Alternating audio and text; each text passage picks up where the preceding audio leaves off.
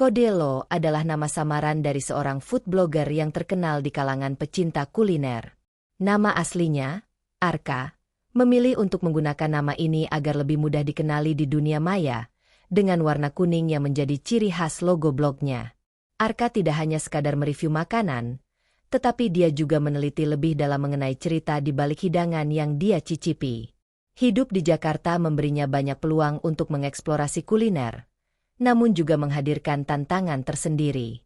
Setiap minggu, ia memilih satu UMKM makanan yang jarang terdengar namun memiliki potensi besar. Kadang-kadang, ia harus menjelajah jauh ke daerah pinggiran Jakarta, atau bahkan ke kota-kota kecil di luar ibu kota, untuk menemukan permata tersembunyi. Suatu hari, Arka mendapati dirinya berada di sebuah warung nasi goreng kecil yang terletak di sudut pasar tradisional di Yogyakarta. Warung ini hanya dibuka di malam hari, dengan pemandangan bintang yang tampak cerah. Si pemilik warung, Pak Iwan, adalah seorang pria parubaya yang ramah dan sangat bangga dengan resep nasi goreng keluarga yang sudah diwariskan turun-temurun. Dengan menggunakan kamera, Arka mulai mengabadikan setiap detail dari proses memasak. Ia tidak hanya fokus pada makanan, tetapi juga pada suasana warung yang penuh dengan kehidupan.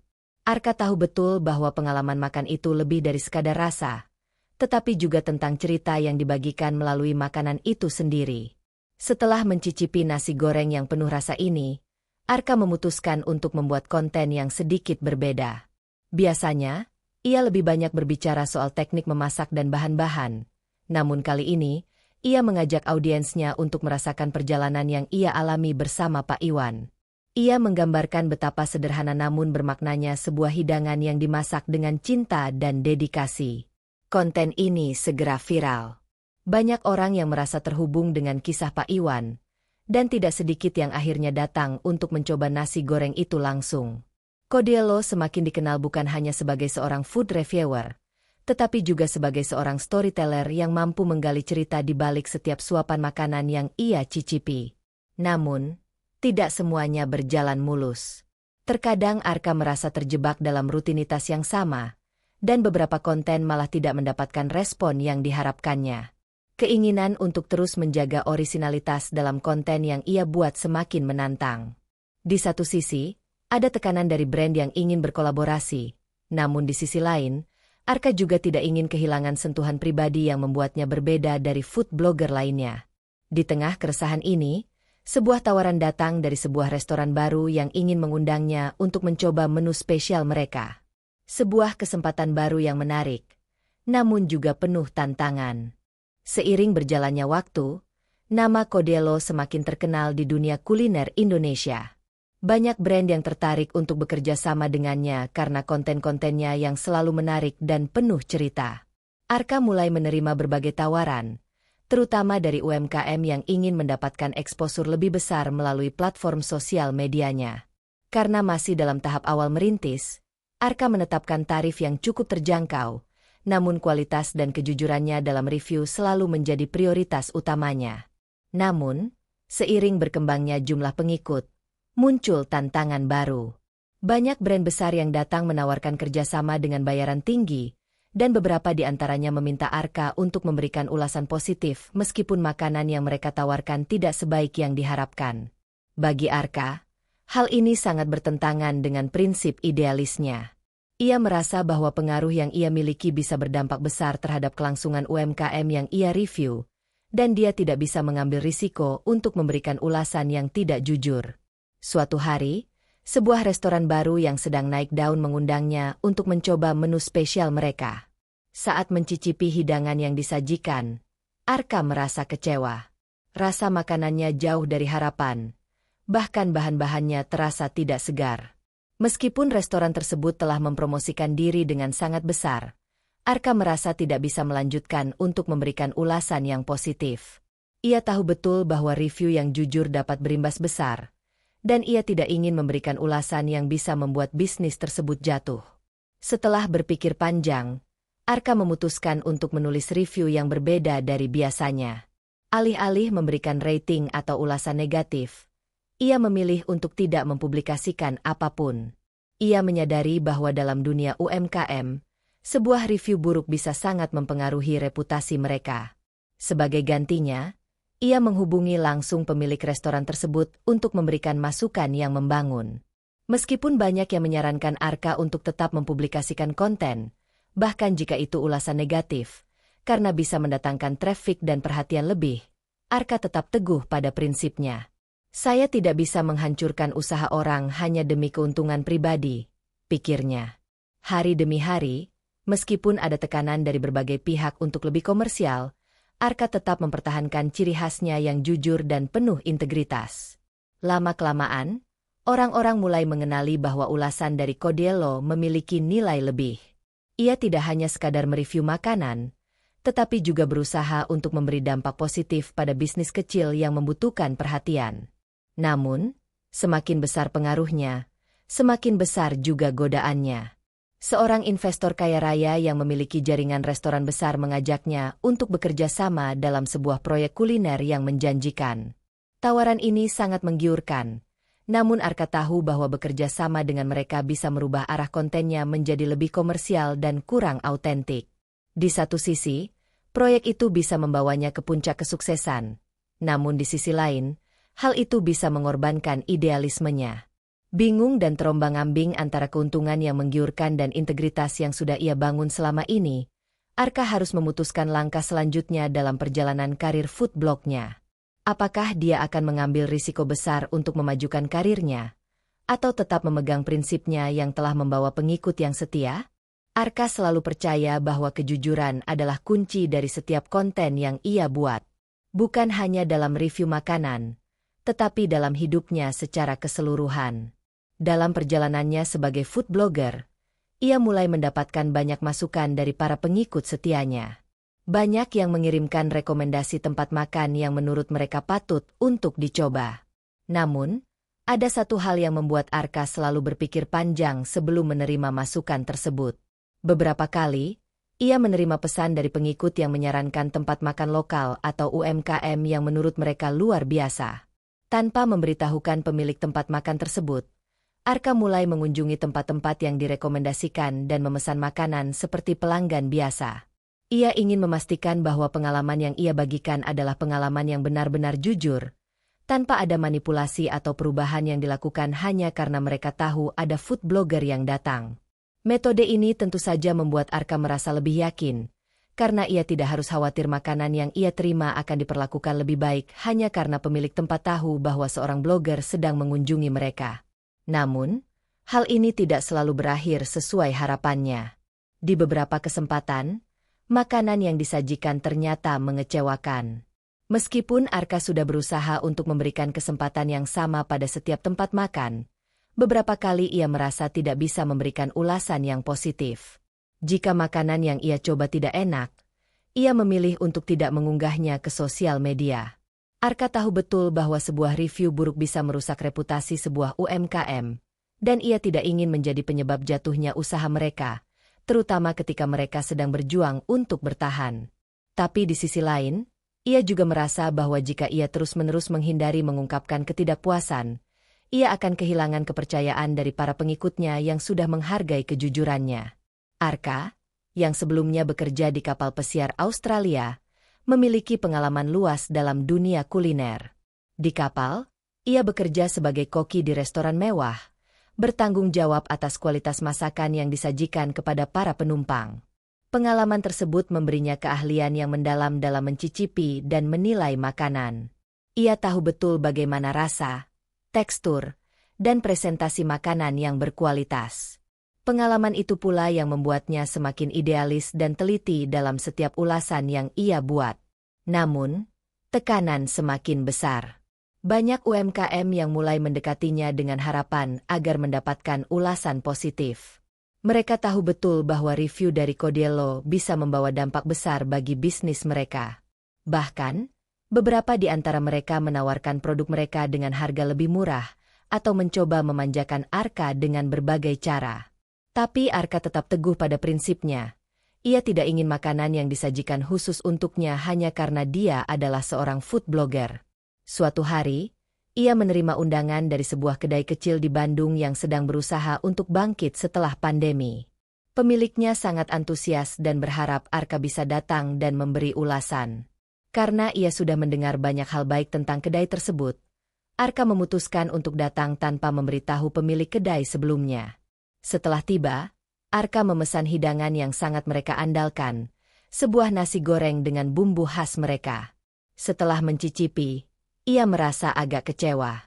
Meskipun rasanya cukup enak, ada kekurangan pada bahan yang digunakan dan presentasi yang kurang rapi. Arka merasa bahwa jika ia memberikan ulasan positif, itu akan memberikan kesan yang salah. Namun, jika ia menulis ulasan negatif, itu bisa sangat merugikan bagi kedai tersebut yang sedang berjuang. Arka pun memutuskan untuk melakukan hal yang sudah biasa ia lakukan, tidak memposting apapun tentang tempat tersebut. Namun, ia merasa ada yang kurang. Ia ingin memberi masukan yang lebih membangun, tidak hanya untuk menjaga reputasi kedai, tetapi juga untuk memastikan mereka bisa berkembang. Maka, ia memutuskan untuk menghubungi pemilik kedai secara pribadi, memberitahu mereka apa yang kurang dari hidangan yang ia coba, serta memberikan saran yang bisa membantu mereka memperbaiki kualitas masakan mereka. Pemilik kedai menerima masukan dengan baik, bahkan mengucapkan terima kasih atas kejujuran Arka. Mereka menyadari bahwa untuk bisa bertahan di dunia kuliner yang kompetitif, mereka harus selalu berusaha memperbaiki diri dan menerima kritik dengan hati terbuka. Namun, seiring berjalannya waktu, Arka semakin menyadari bahwa meskipun ia menginginkan yang terbaik untuk UMKM dan audiensnya, ia merasa terkadang terperangkap oleh prinsip-prinsipnya sendiri. Ia mulai merasa dilema antara menjaga integritas dalam setiap review dan memberikan dukungan yang diperlukan oleh UMKM yang membutuhkan ulasan positif untuk berkembang. Keputusan-keputusan kecil ini mulai membebani pikirannya. Akhirnya, sebuah tawaran datang yang bisa mengubah segalanya. Sebuah perusahaan besar ingin bekerja sama dengannya, menawarkan kesempatan untuk membuat konten kuliner yang lebih besar dan lebih berbayar. Namun, mereka memberi syarat bahwa Arka harus lebih terbuka untuk menerima brand besar dan merekomendasikan produk mereka dalam konten-kontennya, bahkan jika itu berarti memodifikasi sedikit prinsip-prinsipnya. Arka kini berada di persimpangan jalan. Apakah dia akan tetap setia pada prinsipnya dan terus fokus pada UMKM? Ataukah dia akan menerima tawaran besar ini demi kesempatan yang lebih besar, meskipun ada kompromi yang harus dia buat? Tawaran itu datang seperti angin segar, bahkan lebih besar dari yang Arka bayangkan. Sebuah perusahaan besar yang memiliki merek ternama di dunia kuliner menawarkan kerjasama yang tak bisa diabaikan. Mereka tahu betul siapa Arka, dan mereka tertarik dengan pengaruh yang ia miliki di dunia food blogging. Dalam tawaran tersebut, mereka memberikan kebebasan penuh pada Arka untuk mereview produk mereka, tanpa intervensi dari pihak mereka. Mereka mengizinkan Arka untuk memberikan ulasan sejujur-jujurnya, baik itu positif maupun negatif, tanpa ada batasan. Tawaran ini sangat menggoda. Arka yang telah bertahun-tahun berjuang untuk membangun reputasi dan menjaga integritasnya kini dihadapkan pada angka yang luar biasa besar. Uang yang ditawarkan bisa mengubah banyak hal dalam hidupnya. Ia bisa memperluas usahanya, mungkin bahkan membuka bisnis sendiri. Tidak hanya itu, Arka juga bisa membantu banyak orang melalui proyek kuliner yang lebih besar, dengan sumber daya yang lebih banyak. Awalnya, Arka merasa ragu. Ia tahu betul bahwa ini adalah kesempatan besar, tetapi ia juga khawatir tentang dampak yang bisa ditimbulkan oleh ulasan negatif terhadap perusahaan besar tersebut. Ia sudah terbiasa menjaga keseimbangan antara kejujuran dan empati terhadap UMKM yang lebih kecil. Namun, setelah berpikir panjang dan mempertimbangkan semua aspek, akhirnya Arka memutuskan untuk menerima tawaran tersebut. Dengan janji kebebasan penuh untuk memberikan review sejujur-jujurnya, ia merasa ini adalah kesempatan untuk menunjukkan integritasnya kepada dunia, meskipun itu berarti mengungkapkan kekurangan sebuah perusahaan besar. Arka pun mulai mengunjungi restoran cabang dari brand besar tersebut, memesan beberapa menu andalan mereka untuk dicicipi. Begitu ia mencicipi makanan tersebut, ia langsung merasa kecewa. Tidak hanya soal rasa, tetapi kualitas bahan-bahan yang digunakan juga jauh dari ekspektasinya. Kebersihan tempat tersebut pun mengecewakan. Lantai yang kotor, meja-meja yang tidak terawat, Dan pelayanan yang tidak ramah membuat Arka merasa bahwa ini adalah tempat yang seharusnya mendapat perhatian lebih. Harga makanan yang mahal sangat tidak sebanding dengan kualitas yang disajikan. Bahkan, rasa yang dihasilkan pun jauh dari standar restoran kelas atas yang seharusnya dimiliki brand sebesar itu. Arka merasa bahwa keputusannya untuk menerima tawaran ini semakin terasa berat. Namun, dia tahu bahwa sekarang dia memiliki kebebasan untuk berbicara. Ia memutuskan untuk membuat video review yang tidak biasa. Dalam videonya, Arka membahas dengan jujur tentang kebersihan restoran, kualitas makanan, dan harga yang tidak sesuai dengan ekspektasi. Ia menunjukkan beberapa gambar dan cuplikan video dari pengalamannya yang nyata di restoran tersebut. Arka tidak memaksakan diri untuk memberikan penilaian yang tidak ia rasakan, meskipun itu berarti akan merugikan brand besar tersebut. Ia tahu bahwa ini adalah kesempatan untuk memberikan suara bagi konsumen yang mungkin juga merasa kecewa. Video tersebut diunggah di media sosial, dan responnya sangat cepat. Dalam waktu singkat, video itu menjadi viral. Ribuan orang menonton dan memberi komentar. Banyak yang merasa setuju dengan apa yang Arka ungkapkan. Beberapa bahkan berbagi pengalaman serupa tentang restoran tersebut.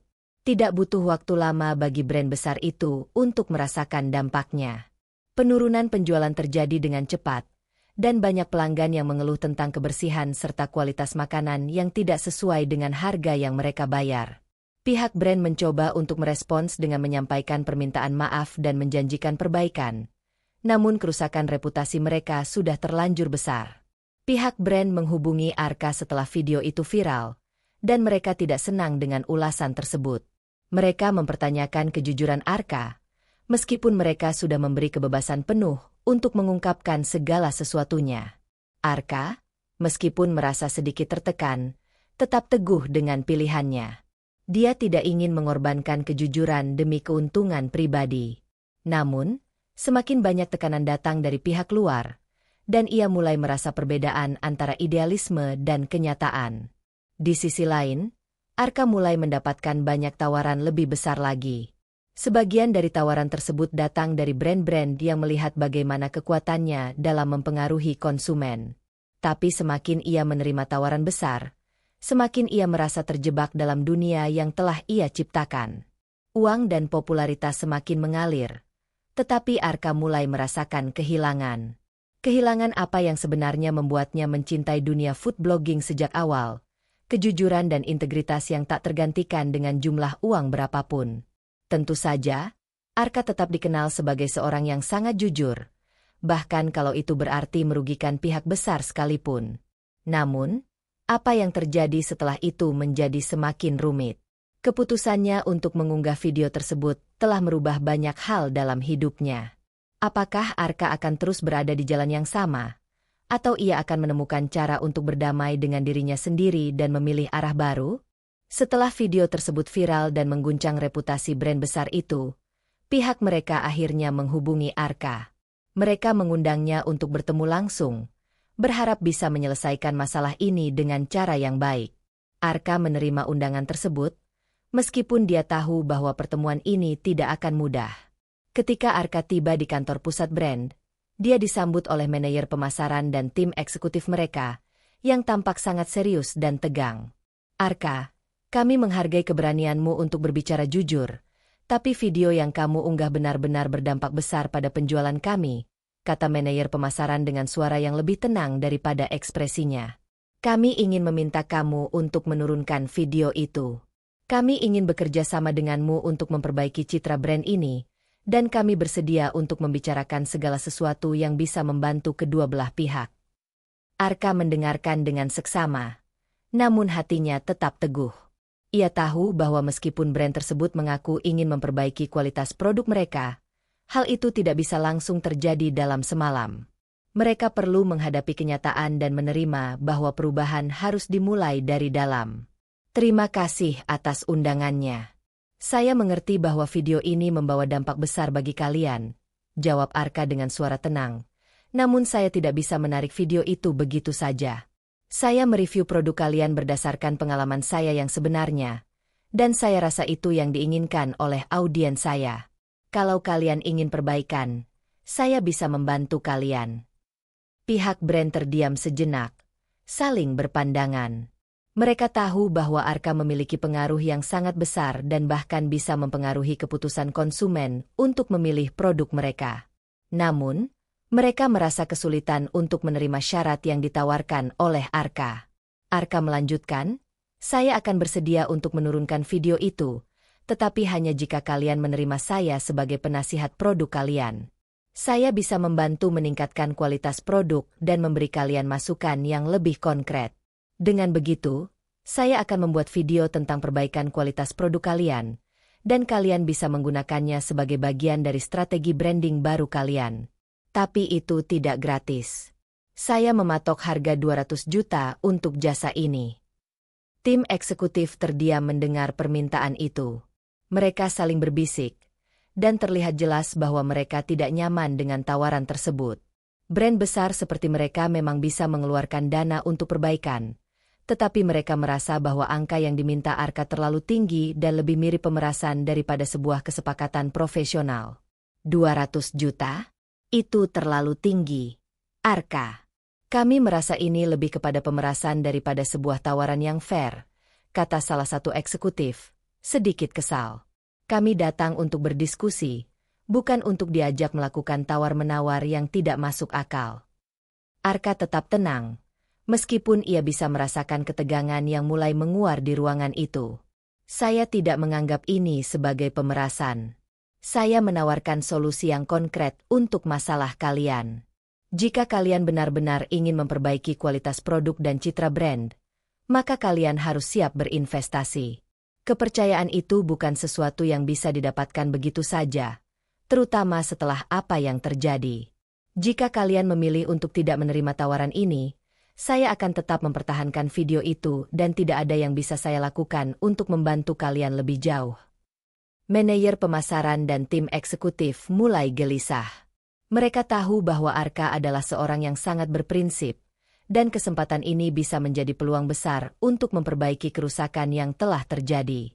Namun, mereka juga merasa bahwa harga yang diminta Arka terlalu besar untuk sebuah layanan konsultasi. Mereka berdiskusi lebih lanjut, mencoba menemukan jalan tengah yang bisa menguntungkan kedua belah pihak.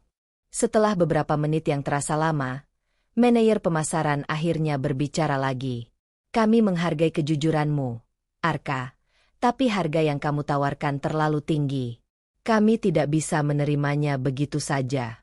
Namun, jika kamu bersedia untuk menurunkan video itu, kami akan mencoba mencari cara untuk bekerja sama dalam kapasitas yang lebih realistis."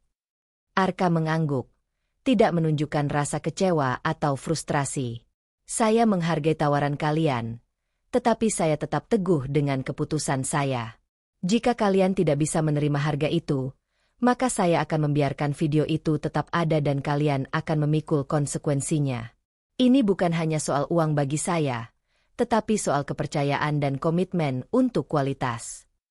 Suasana di ruangan itu semakin tegang. Pihak brand merasa mereka berada di ujung tanduk.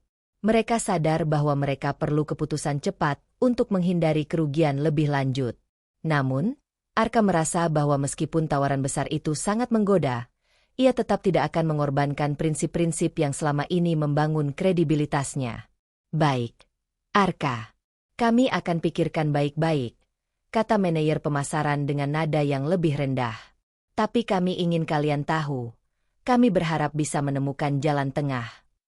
Arka berdiri dan mengangguk, menunjukkan bahwa ia siap untuk meninggalkan ruangan.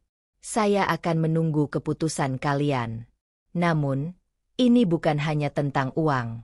Ini tentang memperbaiki kualitas. Dan jika kalian benar-benar serius, kalian tahu apa yang harus dilakukan." Dengan itu, Arka meninggalkan kantor brand tersebut, merasa bahwa keputusan yang ia buat, meskipun sulit, adalah yang terbaik bagi dirinya dan audiensnya. Apakah pihak brand akan berubah pikiran dan menerima tawaran Arka, atau akan tetap menolak dan berisiko menghadapi dampak lebih besar dari ulasan yang sudah viral? Setelah pertemuan dengan pihak brand, Arka merasa ada sesuatu yang menyesakkan hatinya. Meski dirinya merasa telah bertindak sesuai prinsip, ia mulai menyadari bahwa tindakan yang diambilnya mempertahankan video dengan ulasan negatif dan menuntut uang dalam jumlah besar, telah membawa dampak yang jauh lebih besar daripada yang ia bayangkan. Awalnya, segala sesuatu berjalan normal. Namun, dalam beberapa minggu setelah pertemuan itu, perubahan besar terjadi. Arka mulai kehilangan pekerjaan yang telah ia bangun bertahun-tahun. Semua UMKM dan brand besar yang pernah bekerja sama dengannya mulai menjauh. Mereka tidak ingin bekerja dengan seseorang yang mereka anggap terlalu berisiko, terlalu keras kepala, dan terlalu berani untuk mengkritik tanpa pandang bulu. Tidak hanya itu, Arka juga mulai mendapati bahwa banyak dari pengikutnya yang dulu setia mendukung mulai berbalik. Mereka menganggap bahwa Arka lebih mementingkan uang dan ketenaran daripada prinsip dan integritas. Banyak yang merasa kecewa, bahkan merasa ditipu oleh review-review yang dulu mereka percayai sepenuhnya.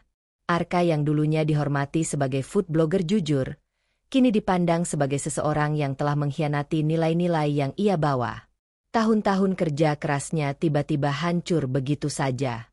Media sosialnya dibanjiri komentar negatif dan keluhan. Setiap postingan yang ia unggah kini hanya mengundang kebencian dan kritik. Ia sudah di-blacklist oleh banyak UMKM, dan bahkan brand-brand besar yang dulu mengundangnya untuk bekerja sama kini menutup pintu untuknya. Semua pintu yang pernah terbuka untuk Arka sekarang tertutup rapat. Rasa bersalah dan penyesalan mulai menyelimuti hatinya. Arka yang dulu yakin dengan setiap keputusan yang ia buat kini terjebak dalam kesendirian. Ia mulai merasakan bahwa setiap tindakan yang ia ambil tanpa memperhitungkan dampak sosialnya, tanpa memperhatikan moral dan etika, akhirnya membawa kehancuran pada dirinya sendiri. Saat ia sedang duduk seorang diri di rumah, merasa putus asa dan terpuruk, Arka tiba-tiba merasa tubuhnya mulai terasa aneh. Mulai dari wajahnya yang memanas, hingga perasaan ganjil yang merayap ke seluruh tubuhnya. Sebelum ia sempat mengerti apa yang sedang terjadi, ia merasa seperti ada kekuatan tak terlihat yang menguasai dirinya. Tubuhnya berubah, tidak hanya secara fisik tetapi juga dalam bentuk yang sangat mengejutkan. Kepalanya mulai berubah menjadi kepala babi, dengan mata yang marah dan penuh kebencian. Ia terjatuh, tidak bisa bergerak, merasa tubuhnya seakan membatu dalam ketakutan.